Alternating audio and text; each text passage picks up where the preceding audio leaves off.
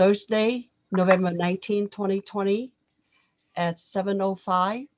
I would like to call the meeting to order. And I will have to follow all the protocol that we need to let everyone know, because this is a public meeting. This is a Community Advisory Commission subcommittee meeting. It's held via teleconference Zoom only, and no physical meeting space. You may watch the meeting without providing public comment by accessing it via link below. Meetings shall be live streamed. Please go to Facebook with the address that you see on the screen.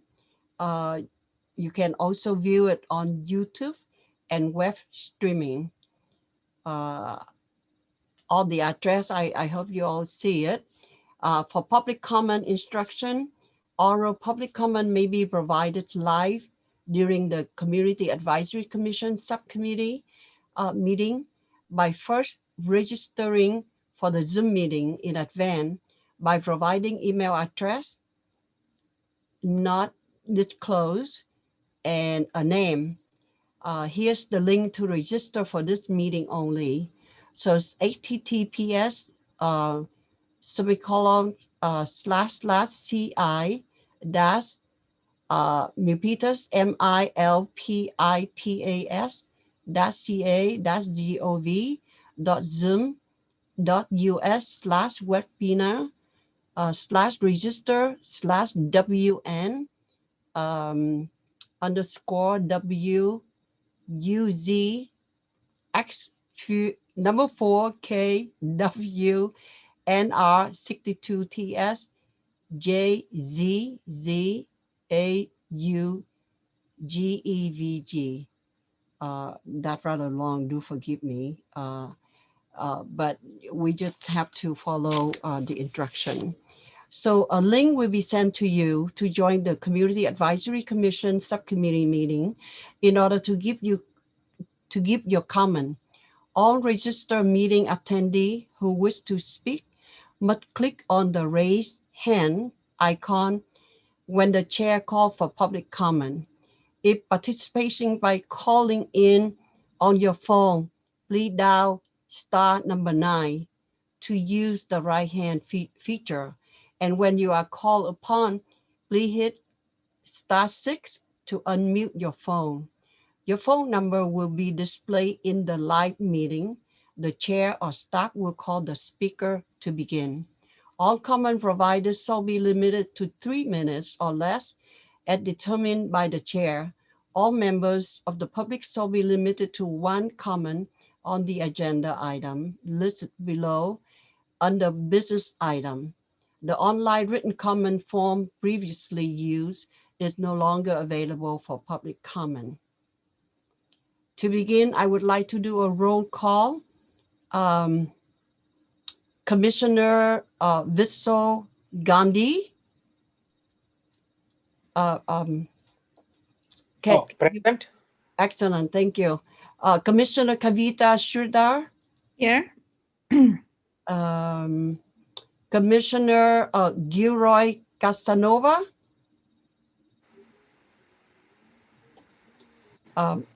I get he's absent today, right? So, Chair?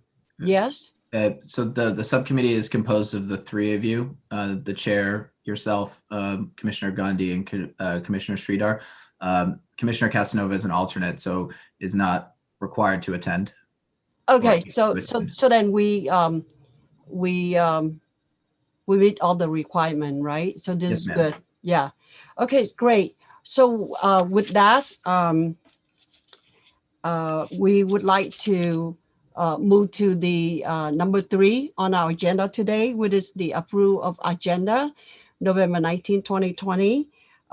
Before we approve the agenda, Commissioner, if you have any item you want to add to agenda today? I think our agenda is the number 4 item, right? So I approve that. I make a motion to pass. Excellent. Thank you. Second? Me, I'll second it. Okay. So the motion Sister. passed. Thank you so much. Let's move to our main item, number 4, business item. So public comment welcome before or during subcommittee consideration. So the item today is safety first, community event with Milpitas Unified School District. And uh, I think this is the continuity of the last meeting that we have.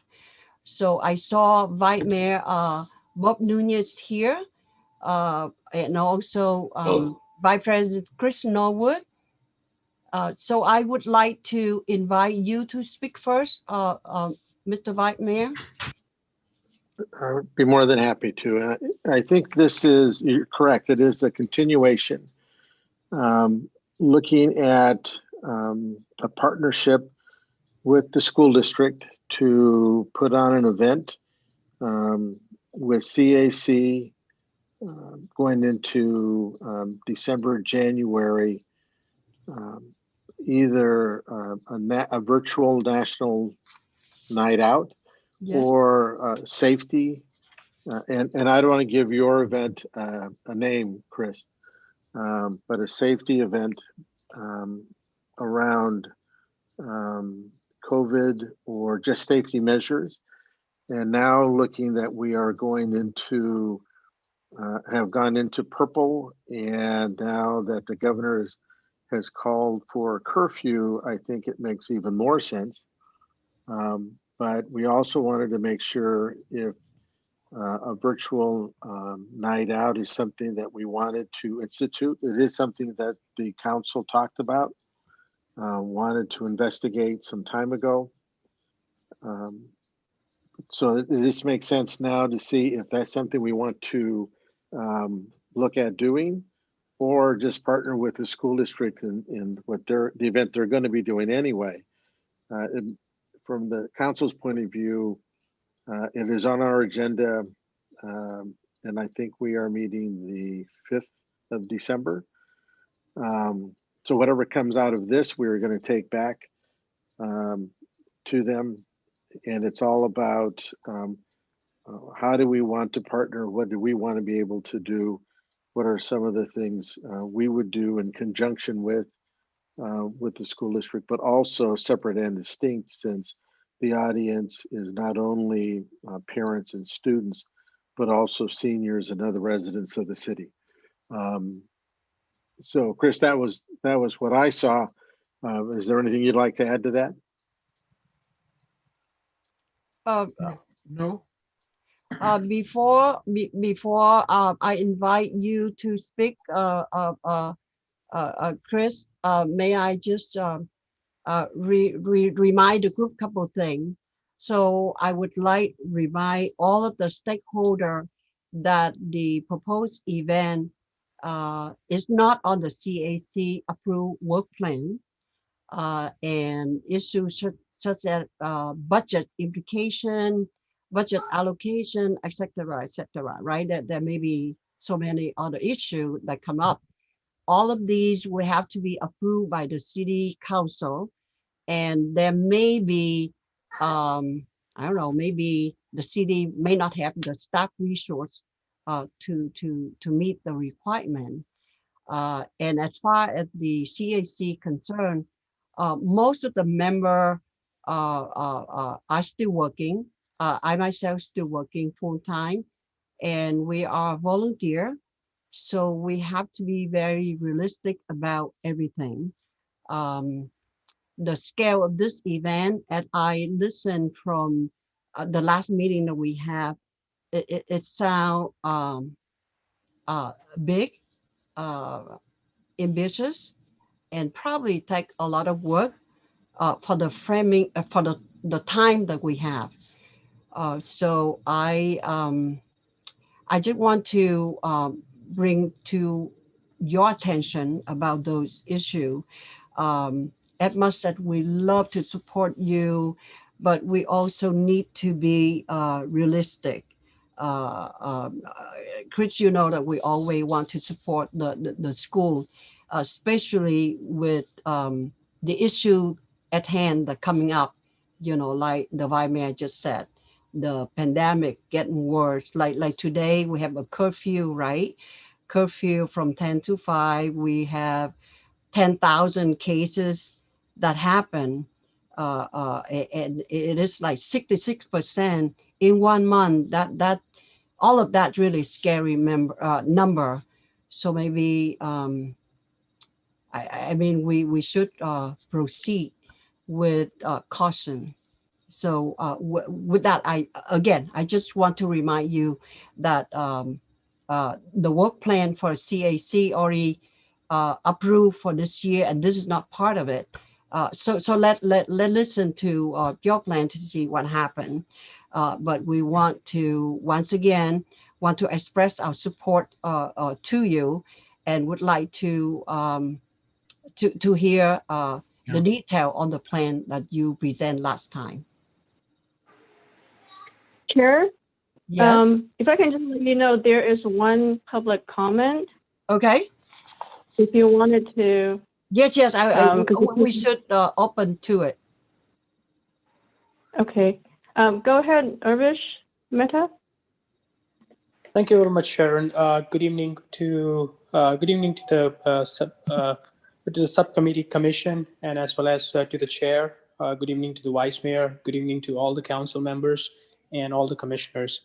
I want to mention that the purpose of having the committee and this commission is to address and providing the services to the citizen of Milpitas, whereas the Milpitas citizens could be able to aware and be prepared for any forthcoming events that's going to be transpiring within the city of Milpitas. It is important to make them aware about that. What the federal agency for the emergency agency for the disaster services, what they are conducting as a part of a webinars as well. And so the Milpitas city should be also participating with the FEMA region 3 as a part of conducting this seminar, so that all the citizens be prepared, become educated, become aware about the things which is transpiring within the city of Milpitas, and as well as making the city of Milpitas better by participating into the events. Thank you very much. Thank you very much.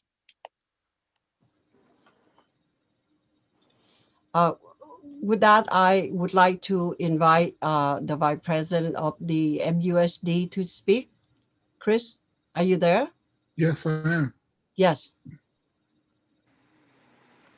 Well, thank you for the time. And as always, thank you for the opportunity to present or to have this be a part of this conversation with the Community Advisory Commission.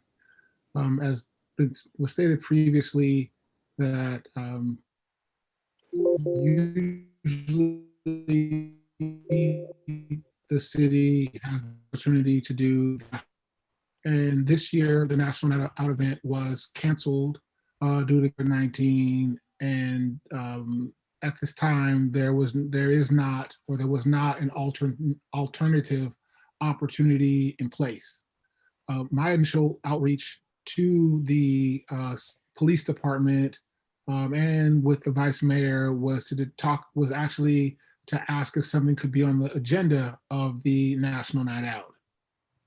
And in determining that, and after some discovery, the fact that the National Night Out is not occurring because of the traditional manner upon which it was held. It was a face-to-face event with community hosts around the city. Mm-hmm. And I want to be able to speak to some of the points, or to a couple of the points just that the chair had mentioned. I believe where there's a will, there's a way. And it's unclear at this point, based on some of the things that I've heard from the chair, that there is the will. The Milpitas Unified School District is already doing what we're looking to propose to partner with the city on within its own confines, with its own parent meetings, with its own teachers, in a number of different ways on a volunteer basis, because we understand the sense of urgency. And where we find where there's investment needed, we make that investment because lives are at stake, academic futures are at stake. And we strongly believe that while what Milpitas Unified School District does with the outreach to over 30,000 parents in the city. We're only a subset of the city, and the commonality is the fact that if we have it's safe city, safe businesses, safe community, safe schools, safe families, safe students. So the opportunity we have here is to talk about if there is a will. And if there isn't the will, I'll be very frank, I can save everybody's time and we can move on. And then we'll just continue to do our outreach through the networks that we have and try to reach as many people as we possibly can.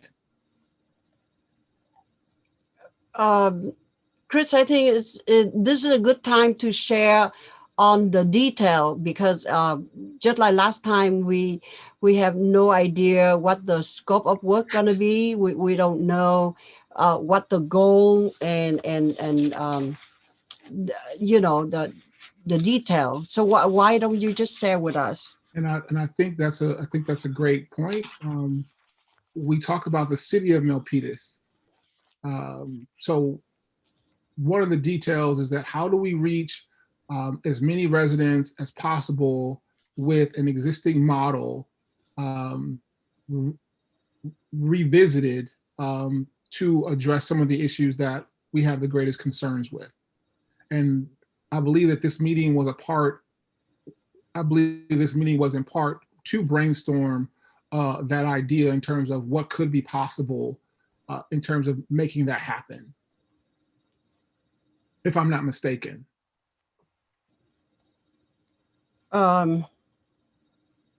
Commissioner Gandhi, Commissioner Shredder, you have any question, any comment, any thought on what Mr. Norwood just shared?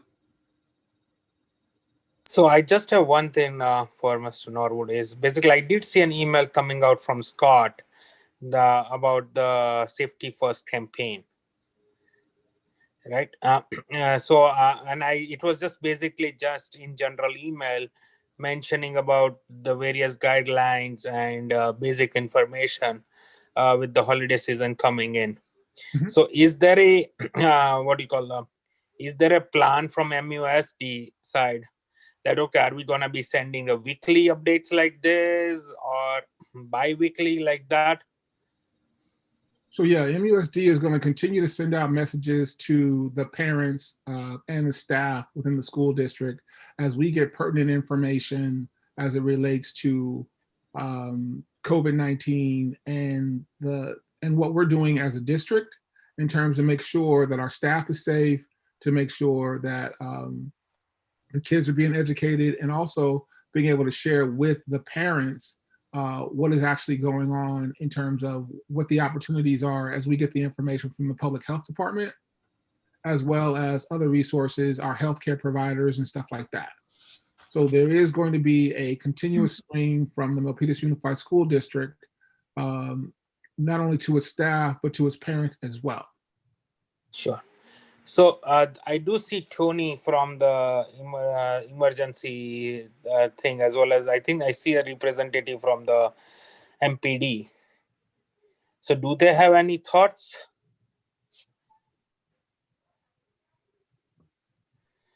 Hi, everybody. This is Tony with the Milpitas Office of Emergency Services. At this point, this is all brand new to me. This is the first time hearing of it. So from now, at this point standing, I just want to say whatever that you guys are looking to bring to the community in terms of public safety, I'm here to support it out of the Office of Emergency Services and alongside with the Emergency Preparedness and Public Safety Commission. So I'm kind of observing, to be honest with you all right now, taking it in, and whatever it is that you guys have, if you have something in mind, throw it at me. I'd be more than happy to respond or consider or do what I can do with that. But yeah, no, I'm here to support whatever safety information you want to bring out to the community. Kavita?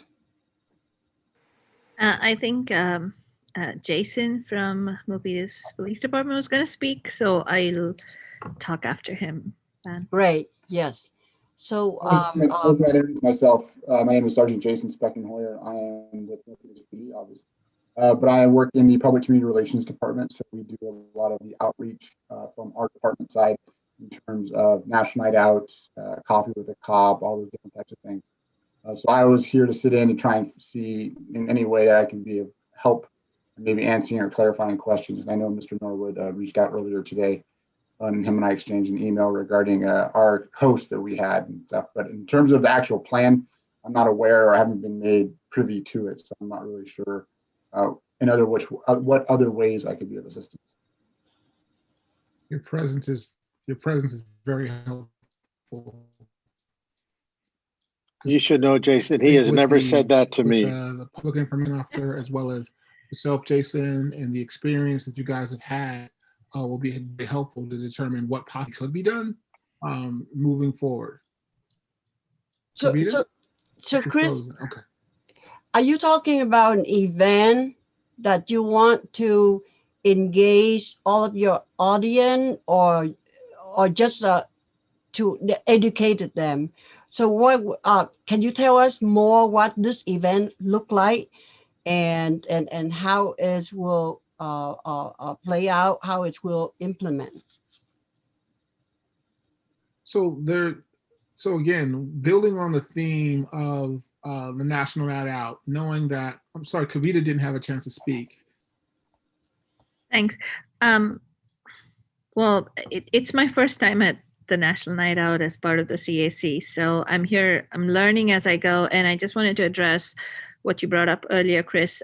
Definitely there is a will. That is the reason we're meeting today. We would love to be able to collaborate. I'm speaking on behalf of, I think, the other members also.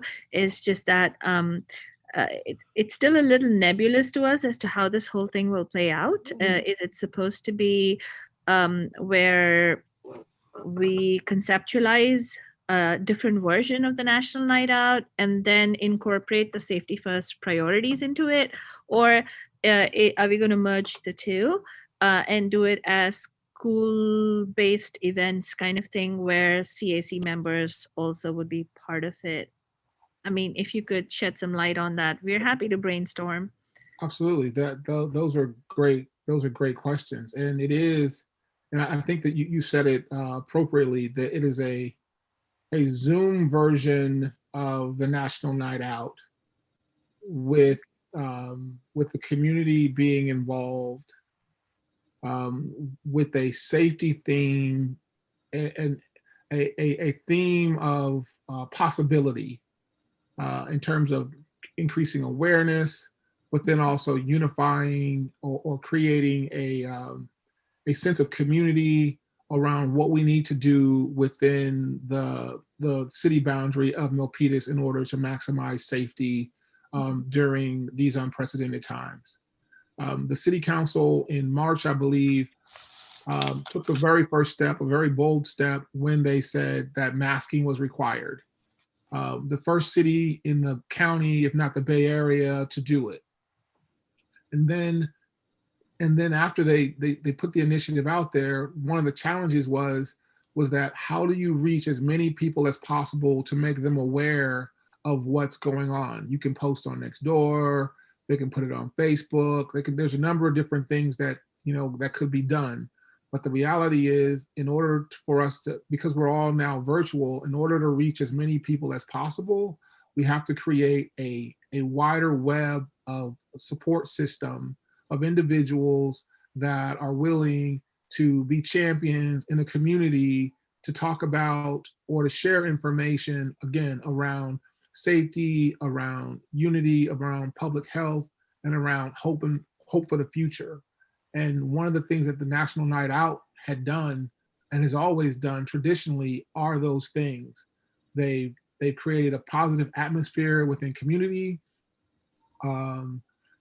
Neighbors got to know each other, and then neighborhoods were a little bit safer, so, and it was a theme of unity and hope because you got a chance to meet people that cared about what you cared about in terms of safety. Now we're in the midst of this international pandemic.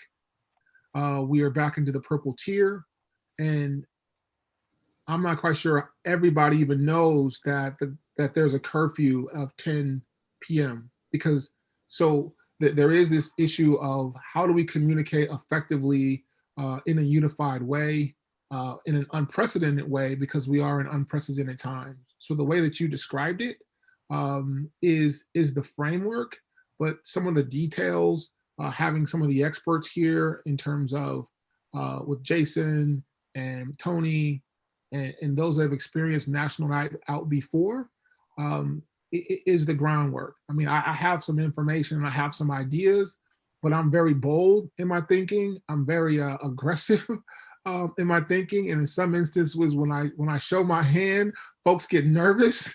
So I want to be thoughtful of the fact that but I see the city. We're 70,000 people, adults, and within that, a subset with adults and children. How do we maximize the reach and create this net in this 13 by 13 square miles that we have, that we can be just a little bit safer? Mm-hmm. And so the vision of a Zoom night out, safety first Zoom night out, COVID-19 Zoom night out, around the same strategy, except for with an agenda that we all believe from this committee has value.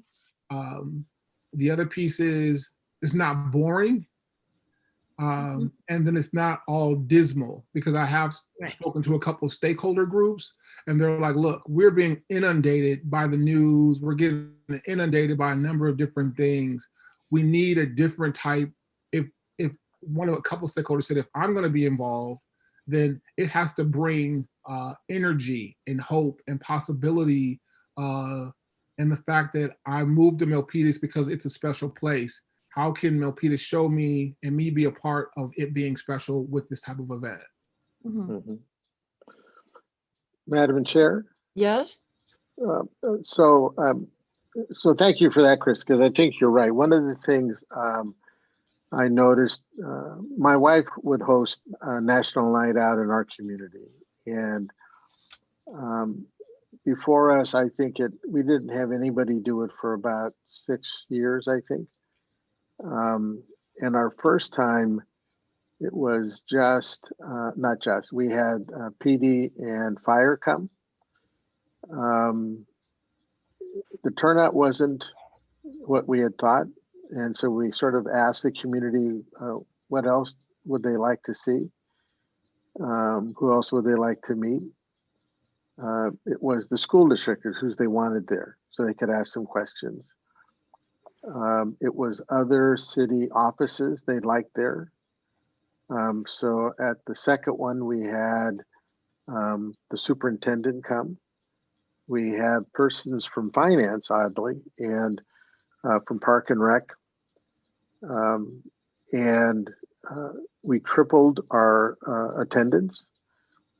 And every year after that, it grew by quite a bit, and it was mostly because we brought different groups in based on what the community members wanted, based on their needs, their questions, and what I couldn't quite figure out. First, I was just the helper. That's all I did, is mostly set up chairs, but in listening to the questions, they were very specific about if most of the persons had children, so they had students that were in the schools. And so they had very specific questions about what was going on at the school district. When it came to Park and Rec, it was really very specific about what was going on in their own community park, what kinds of things were going to be happening. When the police department came, it was, all about neighborhood watch and about what the statistics were with regard to crime in the area, things of that. I mean, there was persons came because they were interested and wanted to participate. So Chris, I think you were really on target when you talk about persons don't want to just hear about how bad it is. They really want to. They also had advice for everyone. And as I listened to the request from the school district, I sort of saw this as being a way to replicate that event, just doing it virtually, so that it could be that this commission just helps facilitate the event from the point of view of the city. It may not be that CAC does much more than make sure that we get the invitations out to the right departments. Public Works was one that we added late to the list, but they got a lot of questions. I'm glad you're here, Tony, because the cash for all of the in case there's a major event, a disaster, for most of the schools, and so I think persons would be interested to know what happens if there's an earthquake and those kinds of things. I think we have an opportunity without really spending lots of money of helping inform the community at large about the things both the school district is doing and what the city is doing. And the one thing and I'm not any type of technician or technical person, but I go back to, Chris, what you folks did when you had nonprofits come in, where you were able to first get everybody together in one room, where the information you wanted to share was general enough that everybody could hear it. And then you were able to break out virtually into separate, did you call those rooms, breakout rooms, or those? And so those that wanted to hear something about schools or about public works or whatever could break out, and then somebody would speak about that and maybe rotate that again. I just thought that this was an opportunity to try something a little bit different, take the best of what we did in National Night Out, and then take the issue on safety so that persons could see that both agencies were doing something positive during this time, not add really much more work, but do something with the technical expertise that both agencies have. And maybe it's small to start with, but just right now, when you talk about the curfew, 10 p.m. to 5 a.m., there are some persons that they get off work at 10 o'clock or 11 o'clock or midnight. You know, what does that mean to them? What does, when you talk about curfew, that really is, the enforcement of that is really falls to the police department. What does that really mean? And what are we going to do? It's just those kind of questions that this is an opportunity to get the information out one time across the board. What does this mean to the plans that the school district had for bringing all the students back in the timelines that they had? So to whatever extent that this could be used to inform the residents, I think it's worth looking into. If at the end of the day we think it's going to cost too much or we don't have the expertise, then let's agree that it was we tried it and we couldn't pull it together. But I think it makes sense right now because there's lots of questions simply because of going back to purple and because of the curfew, and persons have lots of questions now. And if we can help answer some of those together as the two agencies, I think that is something the residents would appreciate. So that's just my view of it. I don't think I'm not saying that we need to do something. I'm just saying we need to investigate and partner with an agency that I think has already started down that path. And if we can partner with them, it makes sense to me.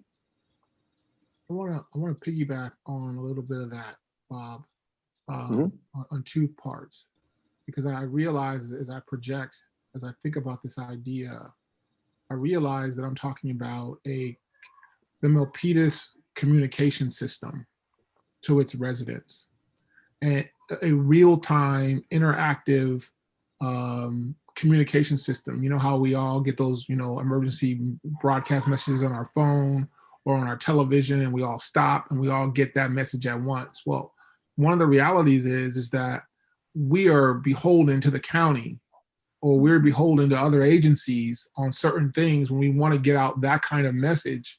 And our ability to do that in Milpitas is evolving. But this does bring that to something that could potentially be brought back to council or the committee. And so here's how much time do we have, Ben? Well, right now it's 7:41. Our meeting's supposed to end at 8:30. Okay. So yeah, Chris, to be honest with you, I personally, for me, I work best when I have something very concrete. So Absolutely. for example, like if it's a communication system for emergency, for safety, obviously, we need Tony Moore. I mean, her commission, right? I hear what the mayor, the vice mayor was saying, and I totally agree with him um, on many topics. Uh, for for an event, for a Zoom event to be successful, then obviously we need many components. You know what I mean? So when we say a Zoom meeting, uh, a Zoom meeting could be just like here, just like we're talking, or a Zoom meeting could be awesome.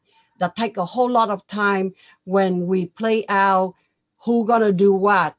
Uh, and when you talk about breakout session, what it's gonna be like, you're gonna talk about who gonna do the technical part of it.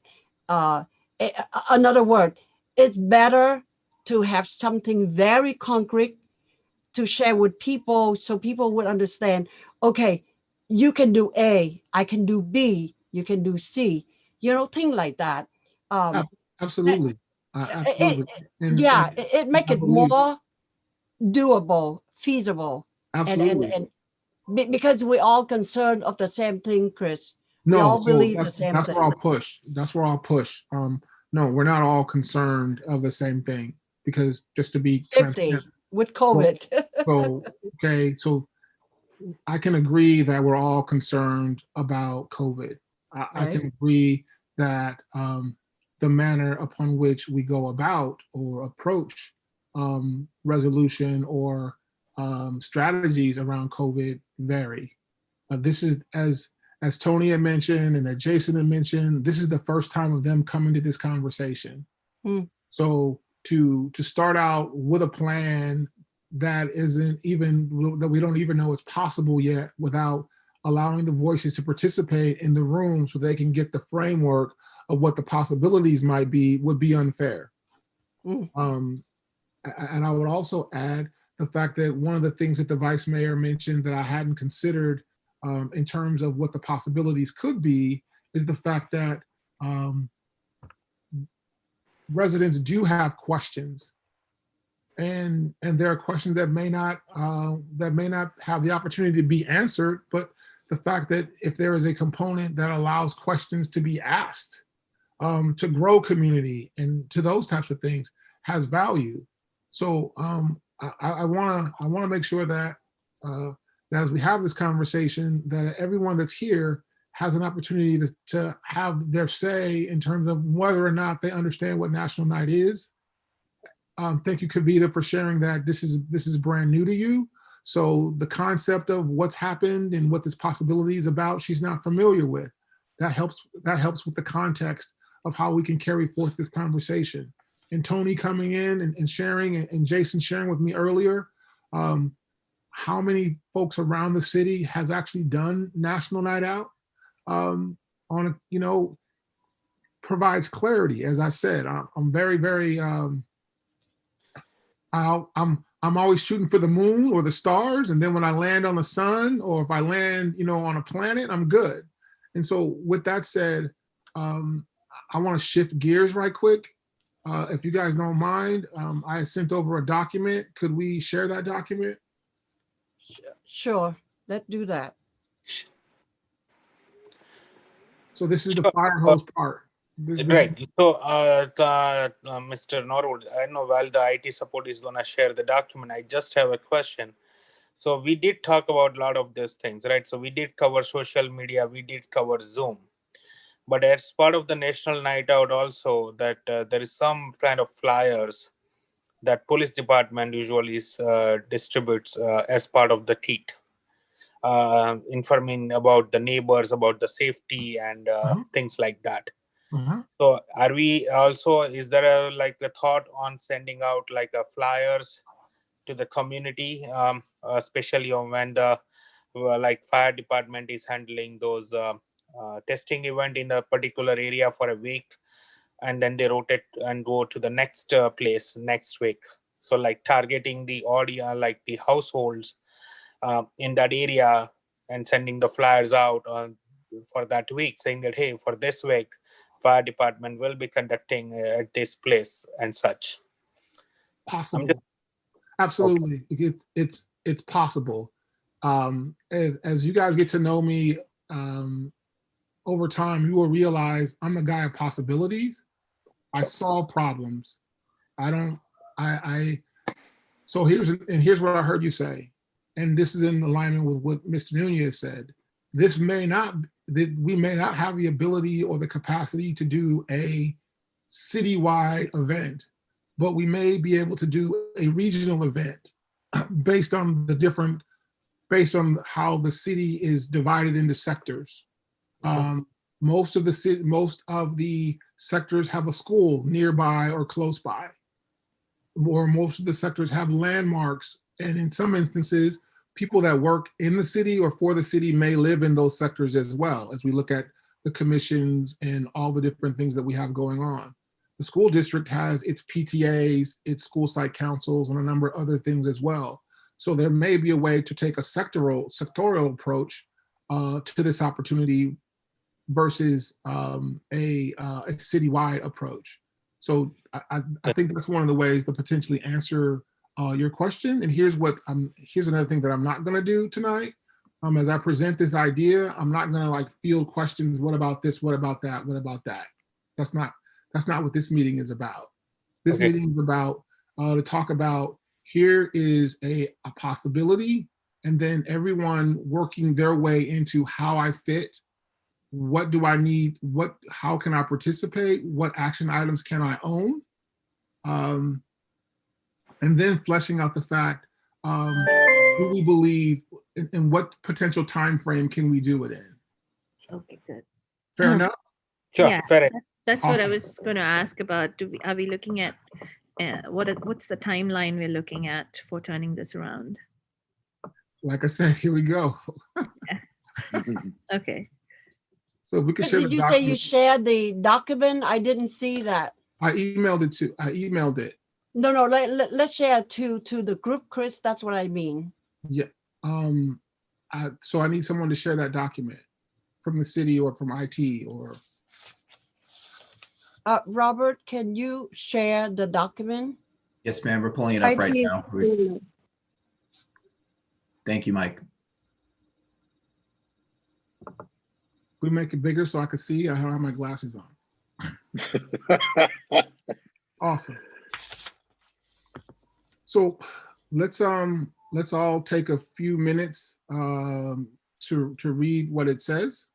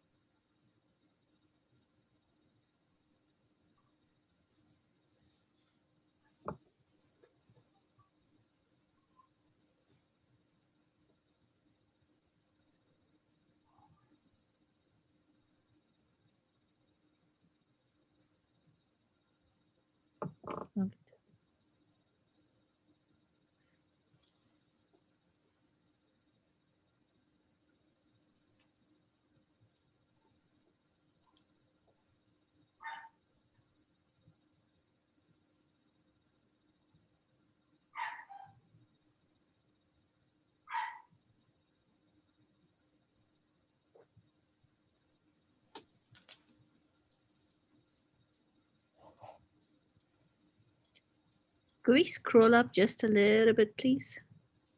Thank you.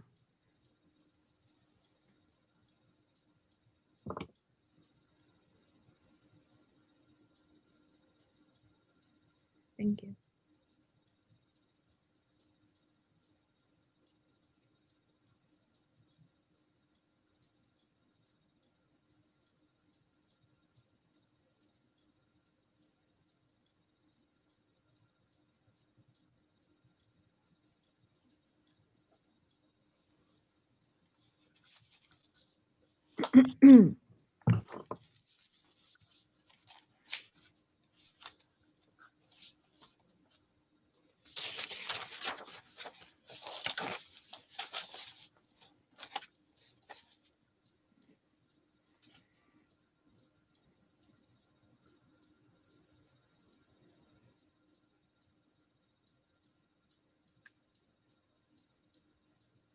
So this is what happens when you can't sleep and you're thinking about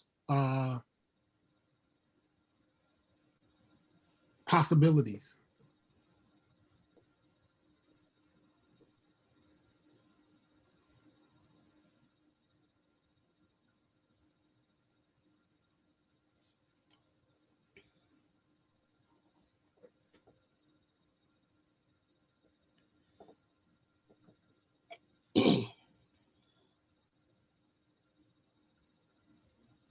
So can we scroll down to the see what's action item and the below underneath action item? That's it. That's the Okay. that's a short list. Okay. Mhm.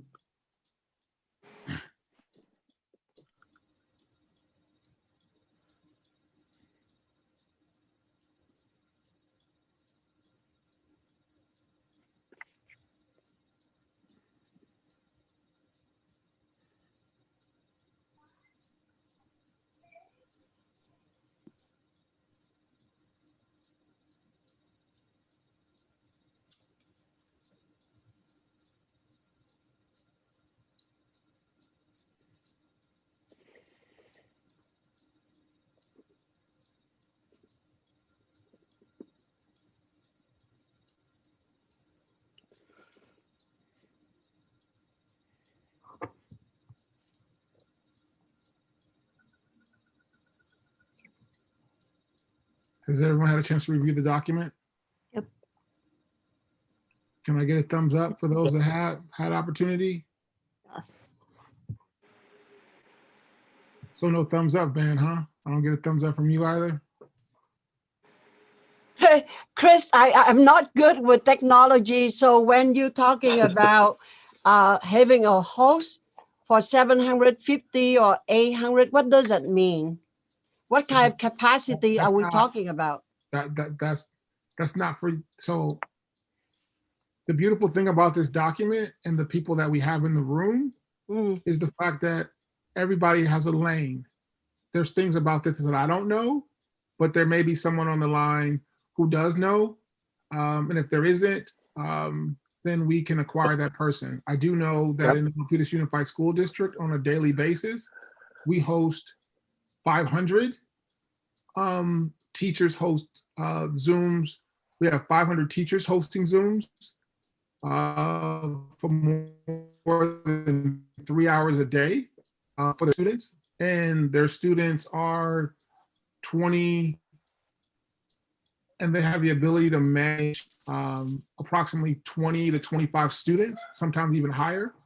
That's from a school perspective, because it had to be done. It wasn't a matter of, did we want to, it's too difficult. It had to be done. There was no option. So again, to hear the comment, whether or not there's a will, if we took the approach that this has to be done, then everybody's going to find where they fit. If there's a different mindset and other folks need to be convinced because they need support, and Van, I want to be very honest, I appreciate what you just said. You said, I'm not the tech person, so I wouldn't really know how this would work. And I'm like, okay, that's great. Because if there's other people on this call or the Zoom meeting that have that same feeling, that then they should be looking at where the area is of their lane and what role that they can play to move this forward.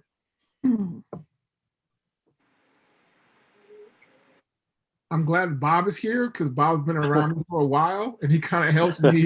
He kind of brings some of the stuff that I think about back to earth.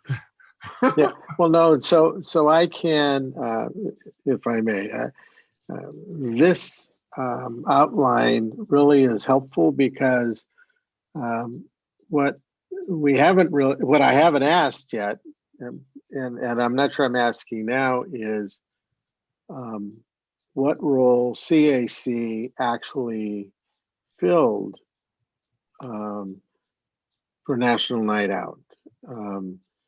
Did they coordinate the whole effort? Did they um, um, um, just what did they do so that we understand what part of this you used to do, or because your expectation may be different than maybe my point of view. But as I look at this, and I was just making some notes, it would really be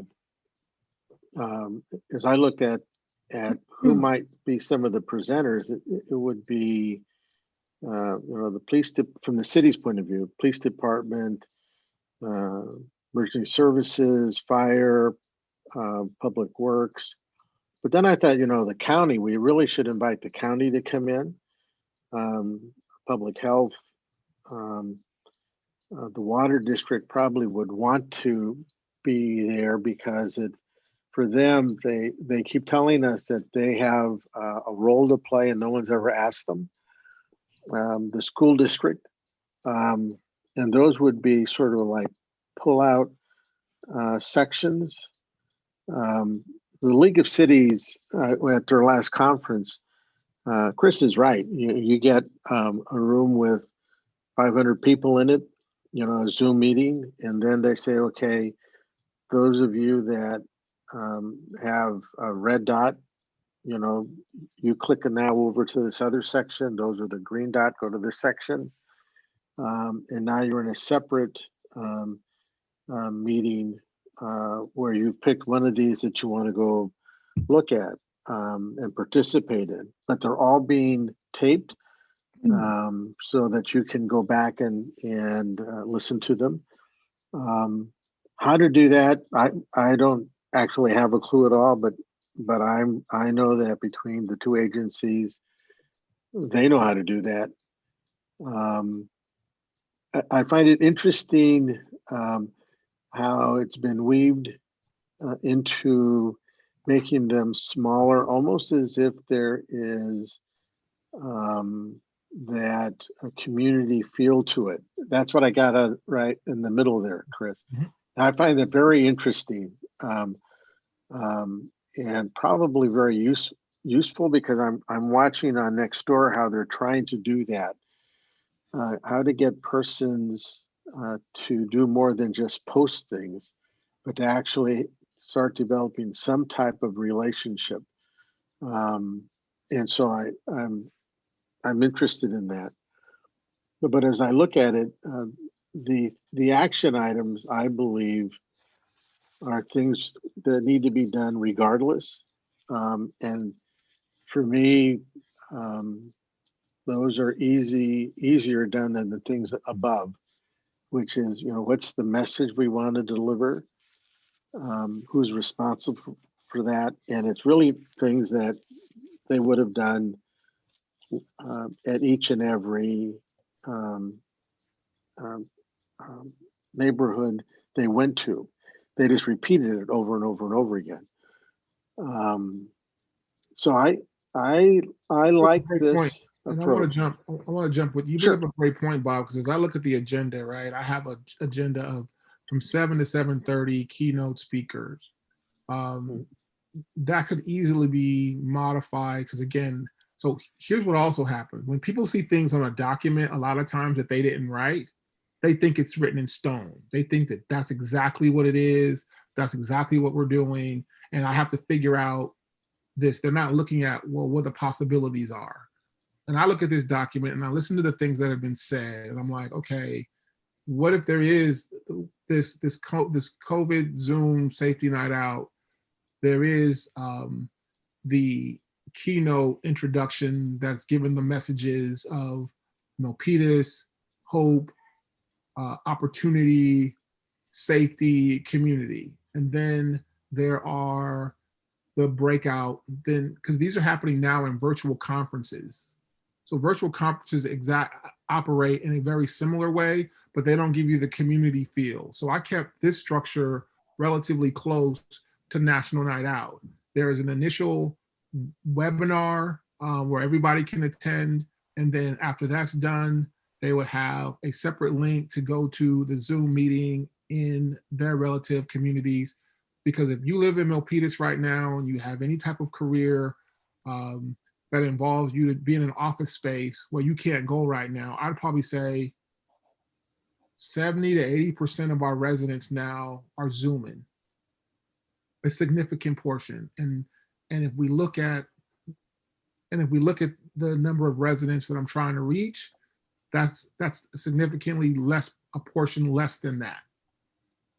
So there are these virtual conferences where there's an initial event, and then at the conclusion of that event, they all go into breakout rooms, and then they can go in a circle round robin fashion, very much like when we did the community-based organizations.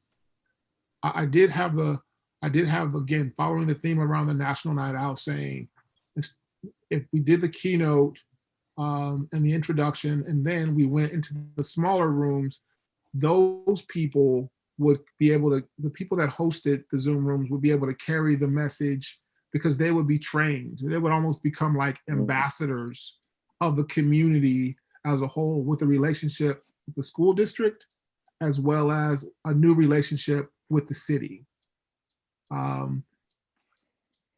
Jason, are you there somewhere? Oh, I'm still here, buddy. Yeah, so I know you told me 70 or so, but it is what it is.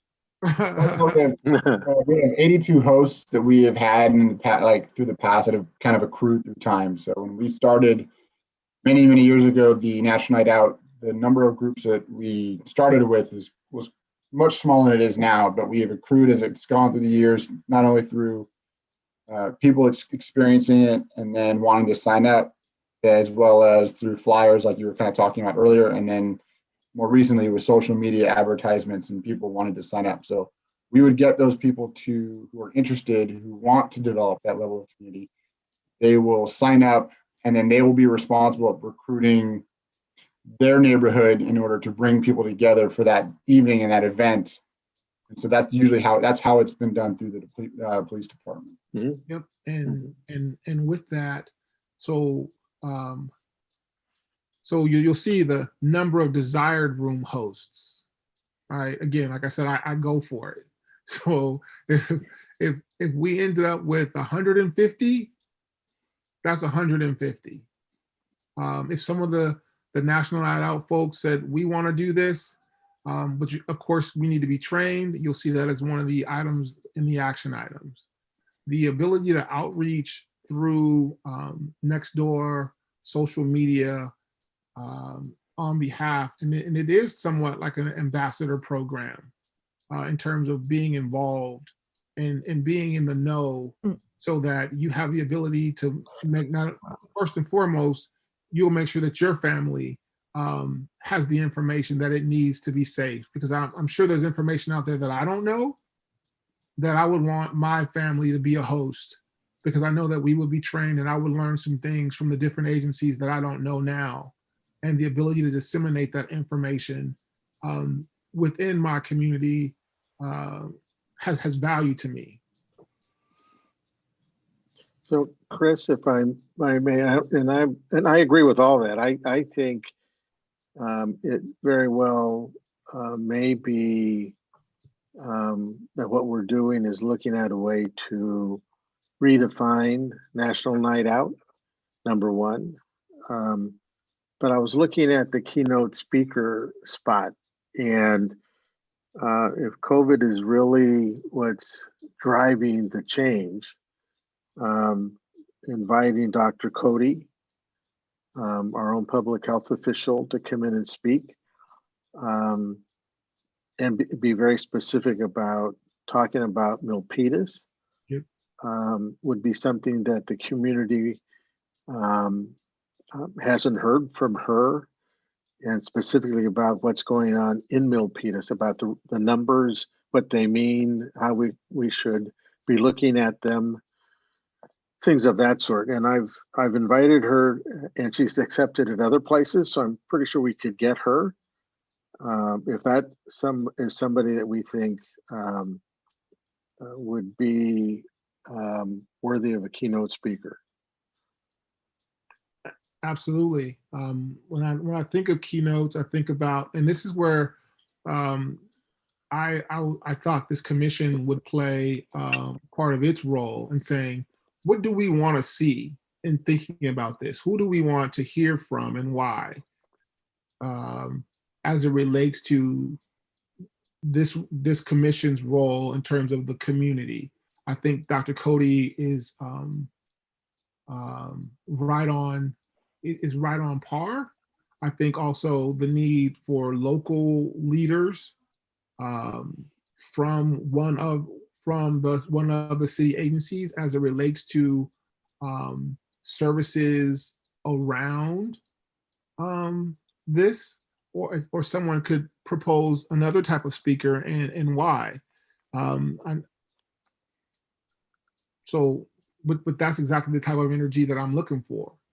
Who do we believe from this commission, because this is National Night Out lives underneath your umbrella, do we believe that some of these keynotes could possibly be?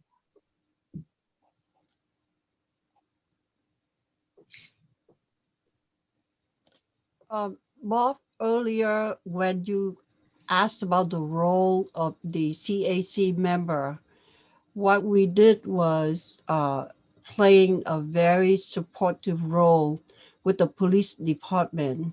So we divided up from the number of the commission in the CAC, so that each of us can go to different uh, uh, uh, commission or in our own neighborhood to pass out the flyer like Vitzel were mentioned earlier.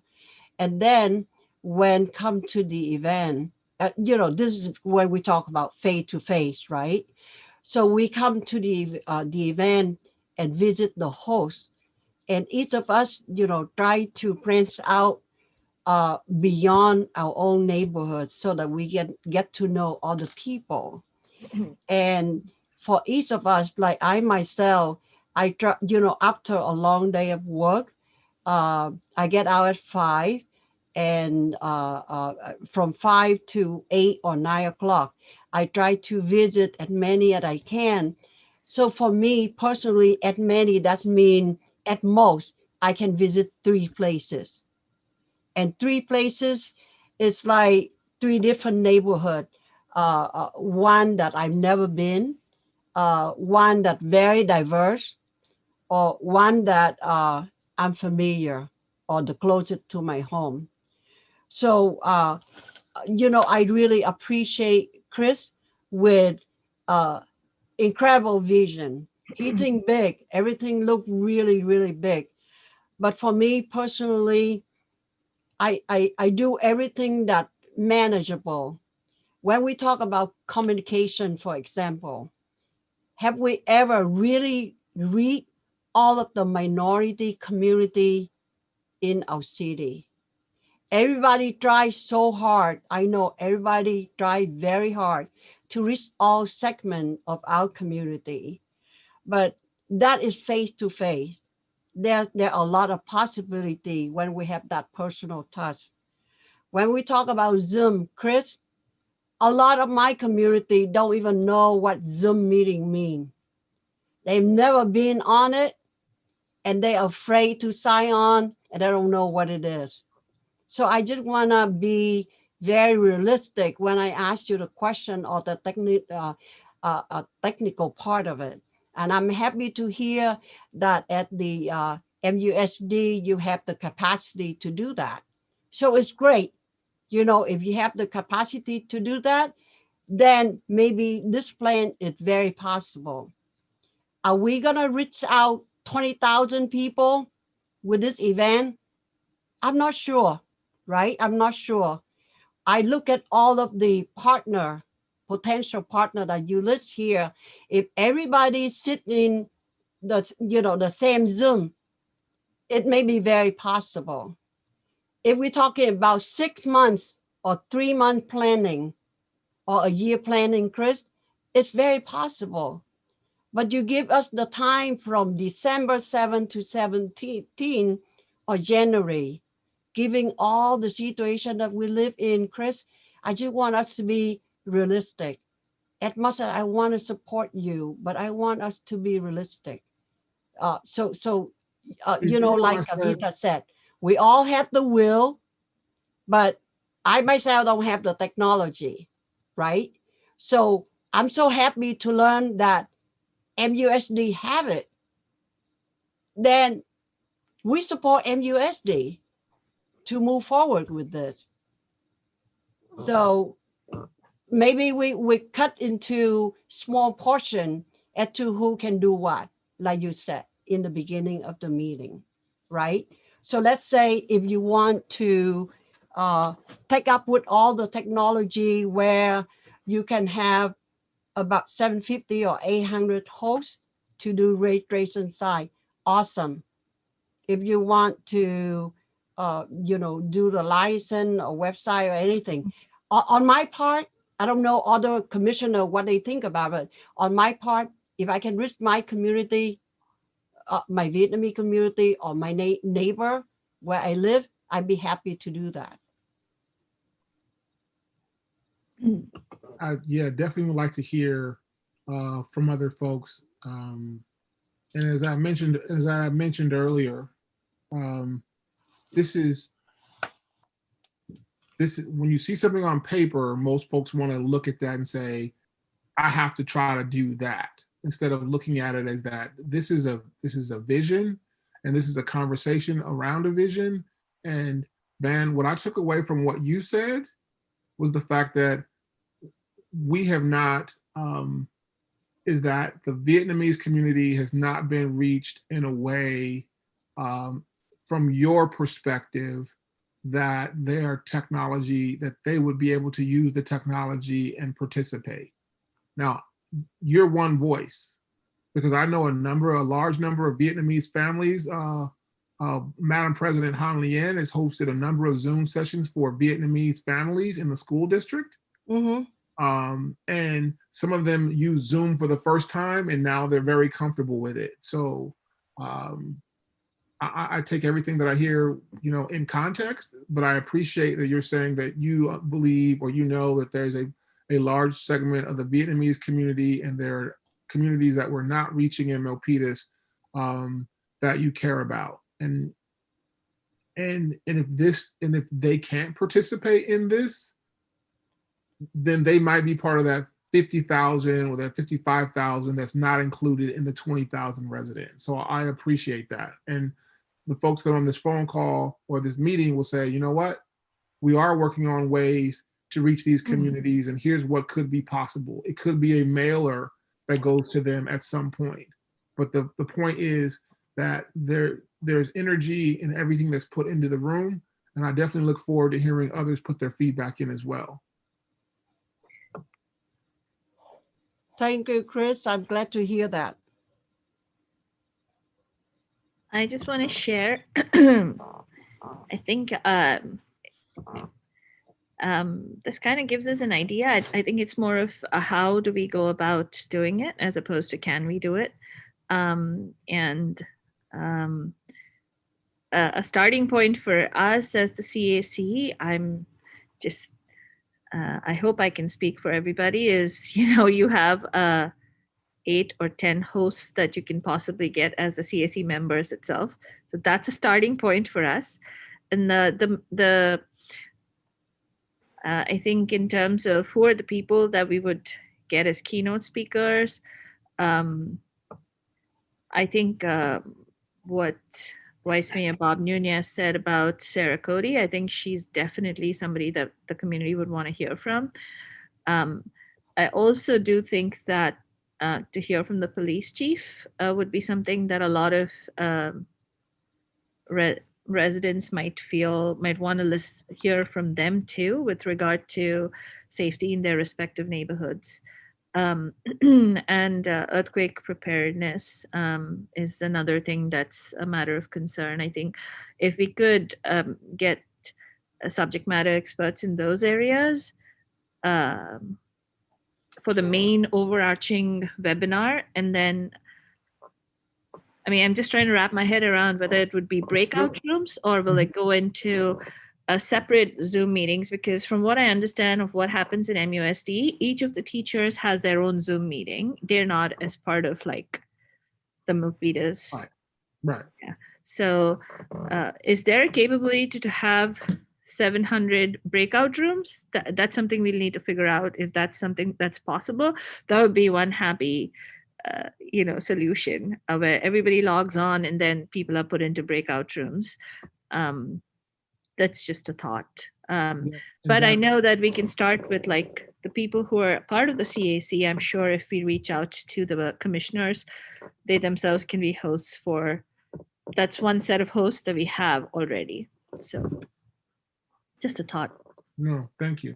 And I will have to investigate, because you are talking about a conference. There are different types of conferences where everybody starts in the central, and then when they register, they talk about what they want. When they register, they say, these are the topics that I'm interested in, and then they're giving a schedule. And then after the thing, they go into the different breakout rooms on a designated time.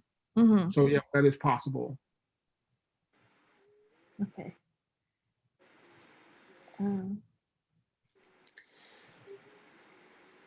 Vishal, I know you're thinking over there. No, I have been thinking, and I have a few more thoughts. But like, first of all, I do see like the way I've been envisioning this thing with the COVID going around and coming like with the waves we have and all, that would that 1 hour and 30-minute session, would that be a good enough, or should we divide since it's a community message and do multiple sessions like based on the zoning or some lines we draw in that area? That would be helpful, like for over like once every week in one region, next week in next region, like something like on that line of, or few consecutive days, right? Kind of that way. Yeah, that makes sense too, I think. Okay. Because thing to me is that the way I look at it is that when you are trying to get this many people are working, right? As you mentioned, 70 to 80% people are on the Zoom for their daytime, or like 9 to 5 or whatever time they work. And then we are asking them to be on Zoom again for an hour and a half. That's a little bit overkill, I think. So that means don't do it?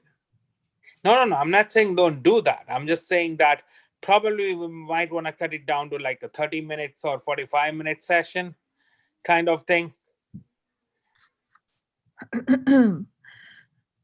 So to make it fun, I think it would be, if it's more of a, sorry, I didn't mean to, did you have something to say? Nope. No, I rather than, I mean, this is just my personal opinion, rather than make it like a webinar, and one of those, another informational workshop, if you made it more of an interactive thing, where what I really liked was the contest part of it, inviting people to interact and put together some kind of a contest where, I mean, I don't know, I just think that it would drive more traffic, and keep people more engaged, like, Absolutely. connecting during COVID or something like that. And there has to be an element. There has to be that element. Absolutely. Thank you for recognizing the fact that we do have to get away from the webinar. And as you think through some of the things like Vishal had mentioned, yep, I'm on Zoom all day. So the first thing when I was brainstorming this in the middle of the night, I was like, why would I do this? And so what Bob brought up is the fact that to have Milpitas have Dr. Cody, that's fairly positive. That's very, very powerful. For Milpitas to have Dr. Cody. Okay, what else? Police chief, great. There are some questions out there that the residents have, and to have the opportunity to know that if they participate in this, their voice will be heard, their questions will be recorded, and they will in some way get their answer back. Now, the timeline on it or whatever that might be is, I don't want to say secondary to the experience, because they got the information that they needed to have at the beginning. But we have to be realistic, as Van keeps talking about, because this could turn into something that needs 6 months of planning, or it could be something that can be literally planned in 6 hours. It's how, yes, Jason. Oh, I didn't mean to interrupt. Not at all. I can kind of, I know, we've touched bases a couple of times. And from our experience, obviously, with everything that the law enforcement and our agency does, a lot of what we have done in the past has always been in person, because we want to be able to make that contact with our residents to try and make sure that they get to know us, we get to know them. And obviously, for everybody with COVID right now, the biggest question is making that connection, right? In terms of not just in person, but now we're having to do it virtually.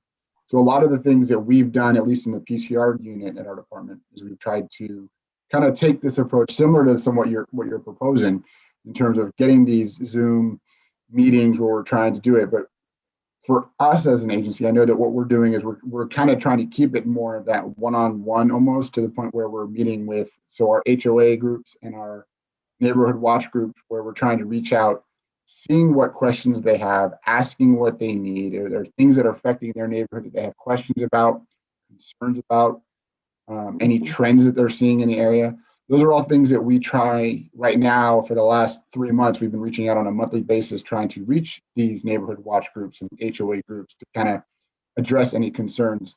Sometimes they don't have any questions, and sometimes they want to schedule a meeting, but we are doing it on a very more small scale. So when we do have these meetings, it'll be a Zoom meeting that's maybe 10 to 15 people or residents that live in that area. So for us, that's been successful because we're making that connection. But in terms of the bandwidth for our agency itself, in terms of reaching out to multiple on a large scale, much more challenging. Plus, we kind of feel that we were concerned that we'd lose that connection. So that's why we've been doing that. And for us, it's been scheduling those ahead of time. It's been helping us. But that's what's been working for us. No, I appreciate that, because what you guys are talking about is definitely the aftermath. I don't know how many of you guys are familiar with the evangelist Billy Graham. Billy Graham used to do these. He's passed, but he used to do these church crusades, and he would get the largest stadiums and he would pack them, and he would preach the gospel, and a number of people would give their lives to Christ, and then they would leave, and then everyone would scatter. And there was all these people that were hungry after they got that piece of information, and there was no one to serve them after the fact. And he said toward the latter part of his life, he's like, if I could do this all over again, I might have focused on the one versus the many. So I get exactly what you're saying there. And there is the after the fact that what if we get 2,000 people, 5,000 people, and they all have the opportunity through their individual Zoom rooms to submit a question on something that they may have a concern. And then, of course, where does that question go? I definitely hear that. And then you ask the question, well, if that's going to be a case, then what do you do with that element? Do you allow that element in terms of, do you include that element in terms of the planning, or do you keep it more on the superficial, the lighter side, and the fact that you've got out one message in 45 minutes to all the community that moves us forward and saying that Milpitas cares, we want a safer city, we want safe businesses, we want safe community, safe school, safe families. So we have 5 more minutes. I know this kind of conversation would take more than 90 minutes. I would like to hear from Tony if she's available. I'm sorry, Chris. I'd like to hear from Tony if she's still there. Yeah, no, I'm here still. No, I do presentations all the time, and I can break down any component of my program, whether it be preparing an emergency preparedness kit for your family, communications plans, emergency plans. I mean, I can take any subcomponent. You give me a timeline, and I'd be more than happy to participate in it. I always tell people, bring me an audience, and I will talk. And I can make it at whatever timeline you guys want to have me address it within. I do think doing something between Thanksgiving and Christmas is probably too much to take on with people right now, because everyone's trying to sort out what they're doing and how things are going to go. So I think after the first part of the year would probably be a little bit better, as people settle back into their normal routines. But yeah, no, I'm on board and I'm here to support you, and I'll absolutely be a part of it. Thank you for that. Thank you for that. And I will say I feel the same way. And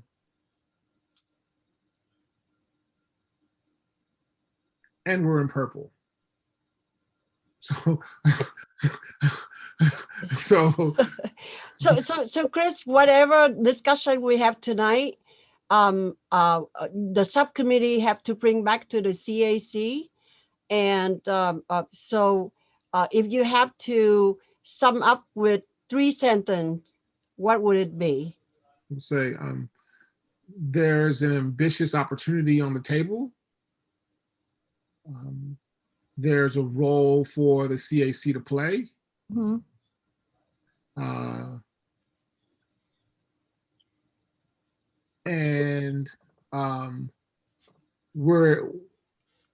And it's a collective effort that we're in together. I think some pieces were identified in terms of who we want to be a speaker, which I didn't have before. I think the fact that Tony had mentioned around public safety, which we didn't have before. The idea of the police chief, which we didn't have before. And then the strategy behind technology. So there are a number of things that from this conversation moved forward, and to be able to potentially find who has the appetite to have a 30 to 60-minute conversation every 2 weeks from this point moving forward until we actually create a timeline for an event. I think where we are now, by that second week of December, we could potentially have a projected date to do something in January. Realistically, and the numbers of 700 whatever hosts may still exist. Now, and here's another thing that I want to add. So again, let me go back to you. 3 sentences. And there's an ambitious opportunity. I thought we made significant progress tonight on that opportunity. And now we're going to continue these discussions moving forward, and those that want to be a part of it are welcome to attend. But because we started with this group first, I want to frame things around this group and then bring in others as needed. And Jason, I truly respect the point that you brought up. And if you've got some Q&A stuff that's already been done, because some of these questions that may come up may have already been answered, and if they exist someplace. So in terms of like the topics that as law enforcement agency that we would discuss, a lot of it, like you said, is affecting not just the public safety aspect of things, but it's going to be going to specifics in the neighborhood. So our officers or whoever would be doing the presentations, if we have staffing that would be able to commit to this, they would have to make sure to do the research. That way we have an understanding of the concerns that would affect that specific neighborhood, because someone from the Pines, definitely someone different who lives over in the area of Burnett and Kennedy. So it's because they're just different neighborhoods and there's different feel and flow to that. But from our experience, since we've transitioned, the biggest issue is because we only have a 2-person unit, it's kind of heading this right now. We have to do things where it's on a 1-by-1 basis. And so the infrastructure for IT on something for this scale, I know is definitely beyond my abilities, but right. So one of the Because things there's definitely I want to be mindful of the time. So Jason, what I heard you say is that you guys actually see the city in zones or sectors. neighborhoods, yes. Right. You see them in neighborhoods. Mhm. I didn't, that was an unknown. So that's awesome. One thing that Van had mentioned indirectly that didn't get brought back to the table is that the multilingual experience has to be included so that those audiences know that if they tune in, there's going to be something for them, or at least they're going to be willing to try, or they'll go, or they'll figure out with a neighbor of theirs to try to figure out how to get this done. So as you can see on my document, there was no mention of the multilingual type of experience, but it definitely needs to be a part of whatever this might be. So that does also identify different subsets of hosts. And Jason, I keep hearing you try to look at this like you're trying to eat this whole elephant, dude. I can't even eat it. Don't even, it's not that thing. It's not. You could a little bit at a time. But I'm vegetarian. That's okay. Bob, if you could Yeah. close this out, because I know that we're Yes, no. and I'm going to make sure that. Yep, we're just 2 minutes over. So Madam Chair, I think that Chris actually summed it up very well. And the one thing I walked away from, besides all of that, is actually having some of those Zoom sessions when in Vietnamese and Spanish. Actually, there's a reason then for them to come in, and I think that's really doable. And I made note of that. So, Chris, I did like the way you summed that all up. I do know we have to take it back to the committee as a whole, and then back to the council. So we have time to do that. And you're right. You're going to keep marching forward, Chris. And I think that CAC is just one of the commissions that is here tonight. But at the end of the day, it is something that I think the citizens of Milpitas are interested in, because I have been asking. And so we have to see at what point the city engages. So we're turning it back over to you, Madam Chair, to do whatever you like. Sure. So, Van, can I just add one thing to as a closing thing? Yeah, just Vitzel, please. So I know that we do discuss the timeline and all that, but just the way the Chris mentioned a couple of points, and Vice Mayor also mentioned, and all of us know. So basically, we changed the tier. That change in very less time from orange to purple, as well as now the curfew being implemented and all. Shouldn't we think that it would be better to have it done early, like sometime in month of December, versus doing in January? Because in January, maybe out of, again, purple, or I do not know where we would be like status wise all, because the way I'm looking at it, the campaign that safety first and all, that's basically that we are also trying to save lives or improve the lives along with the safety of our neighbors.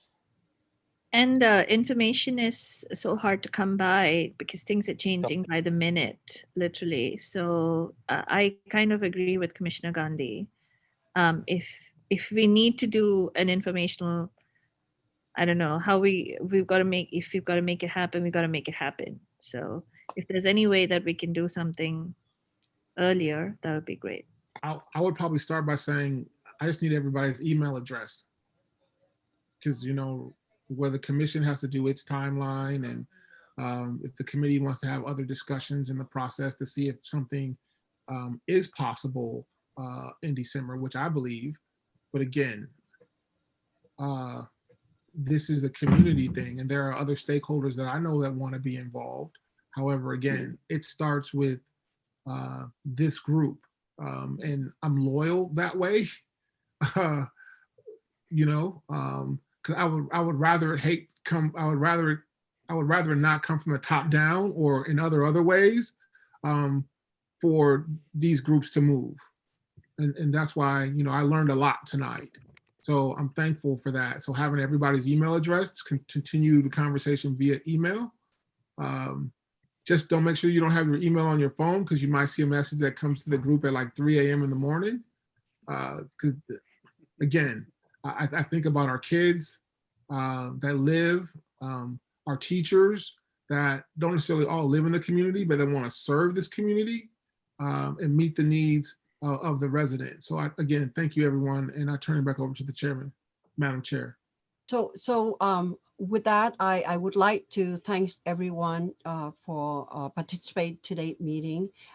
Sergeant Speck, thank you very much. Please send our best regard to the chief and thanks him for sending you here. I know your presence is important because the National Night Out and all the network that we have in the neighborhood throughout the city. So thank you so much. Chris, I hear you. And I've learned a lot today from you, especially on the technical part of it. Is mind boggling when I look at all the number. But now I learned from the school system, so that's great. So I trust that you will, if this moving forward, you take care of all of the technical part of it, and so that will be more realistic for me, because like Sergeant Speck say, you know, infrastructure. I mean, with CAC we have. I myself have no clue, right? I don't. I know the city of Milpitas may have the capacity or may not, but now that I learned the school have it, so that is awesome. And I want to thank Mayor Nunez, Vice Mayor Nunez, for his commitment into this project. Tony, thank you so much. I saw your eagerness and your, eager to help out. So that's really good. I want to thank all the IT staff for staying late every night this week. I want to thank Sharon, Robert, Sarah, all of the support staff for the CAC to organize this meeting because of the Proud Act, because of all the procedure that we have to go through, and because of the timing, Chris. So we have this today, but now I also learned that you all invited to our CAC meeting on December 2nd, but we may not have something that happened in December 7 to 17, right? I mean, maybe we move forward to January or beyond, and that have a lot to do with the COVID as well. So let end in a positive note, and that we still learning as we go along. We still want to support the school because of the common belief in the safety of everyone in Milpitas. So again, let join in the future, near future, and I hope to see all of you in the CAC meeting in December. That will be our last meeting of the year. In January, we will have different thing. But once again, thank you so very much.